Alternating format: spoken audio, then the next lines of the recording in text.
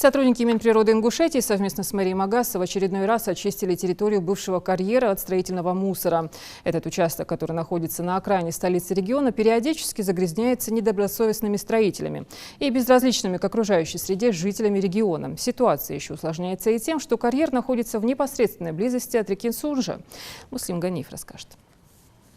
Более гектара карьерной земли столицы понемногу превращается в мусорную свалку. Сбрасывают сюда все подряд. Буквально в 10 метрах от нас видны черные пакеты с бытовыми отходами, а рядом завалы строительного мусора. Именно по их душу и прибыла сегодня делегация Минприроды и администрации Магаса. И пришли они с серьезной поддержкой, тяжелой техникой. Трактор-погрузчик один за другим загрузил полные ковши строительного мусора в грузовик. Далее отходы отвезут на полигон в Сунжу, где им и место. Вывести мусор бесплатно вызвался городской подрядчик. Эту процедуру сотрудники Минприроды и столичной мэрии проводят не первый раз. Строительный и бытовой мусор с территории этого карьера вывозится периодически. Но недобросовестные строители и местные жители снова и снова привозят сюда свои отходы. Многократно сюда выезжали, но в силу того, что несанкционированно здесь выгружать мусор людям, как говорится, с материальной точки зрения выгоднее, они идут против закона и... Несмотря на наши многочисленные просьбы, уговоры, можно сказать, даже угрозы штрафа, все равно выгружают сюда мусор.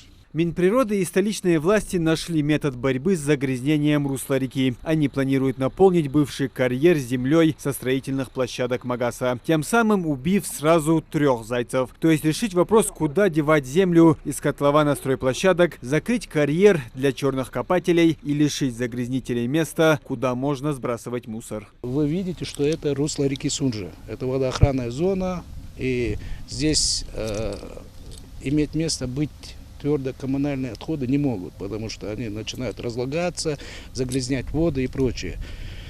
Также министерство решило, чтобы вновь и вновь не образовывалась здесь мусоросвалка, силами министерства и подрядчиков, которые с министерством готовы помогать и работать. Мы собираемся этот участок восстанавливать, потому что пока мы его не восстановим, тут эта свалка будет вновь и вновь образовываться, и придется и мэрии там по этому поводу постоянно здесь бегать, суетиться, и нам также, а бороться с людьми, тут круглосуточное дежурство поставить нереально.